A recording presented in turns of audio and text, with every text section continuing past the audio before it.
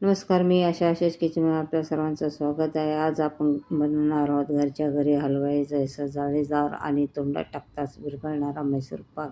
आणि तुम्हाला detail recipe त्रिकोणी बटनावरती क्लिक करायची आहे, तिथे तुम्हाला डिटेल रेसिपी मिळेल. आणि अशा प्रकारे आपण मैसूर पाक बनवणार आहोत. मैसूर पाक असं खायला पण टेस्टी लागतं आणि दिसायला जाळ्या पण खूप त्याच्यात पडतात. अशा प्रकारे त्यासाठी लागणारं साहित्य: 1 वाटी बेसन पीठ आपण घेतलेलं आहे. ज्या वाटीने बेसन पीठ घेतलेलं आहे त्याच वाटीने साखर घ्यायची आहे. 2 वाटी साखर घेतलेली आहे. त्याच वाटीने 1 वाटी पाणी घेतलेलं आहे आणि त्याच वाटीने 2 वाटी तेल घेतलेलं आहे. आणि अशा प्रकारे मी 1 चमचा तूप घेतलेलं आहे.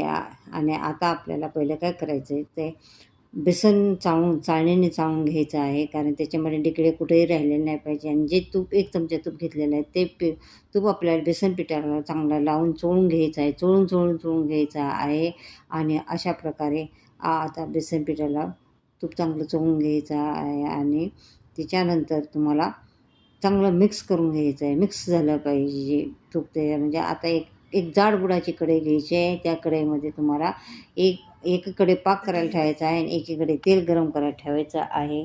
आणि आता आपल्याला या कढईमध्ये मी पाक करणार आहे. याच्यामध्ये मी 1 वाटी पाणी घातलेलं आहे. 1 वाटी पाण्याला 2 वाट्या साखर घातलेली आहे. साखर चांगली विरघळायची आहे. आपल्याला एकतारी पाक करायचा आहे. पाक जास्त पुढे जाऊन द्यायचा नाही, जास्त सैलही ठेवायचा नाही. पुढे गेला तर मैसूर पाक कडक होईल आणि सैल झाला तर मैसूर पाक हे होईल, सैल राहील. आणि आता एका साईडला मी तेल गरम करायला ठेवलेलं आहे. तेल अगदी कडकडीत गरम करायचं आहे.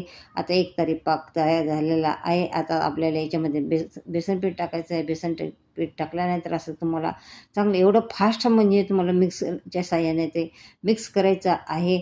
आणि कुठलेही डिकळ्या राहिले नाही पाहिजेत. अशा पद्धतीने तुम्हाला मिक्स करत राहायचं आहे. आणि त्याच्यानंतर जेव्हा हे मिश्रण मिक्स करत राहायचं आहे आणि तिकडून तुम्हाला अधूनमधून 1 चमचा पळी तेल टाकत राहायचं आहे. पूर्ण बेसन पीठ मिक्स आणि तेल टाकत राहायचं आहे. आणि जेव्हा मिश्रण कढई सोडायला लागेल तेव्हा आपला मैसूर पाक तयार झालेला असा समजायचं. आणि ह्या मैसूर पाक गरम असताना त्याच्या वड्या पाडायच्या.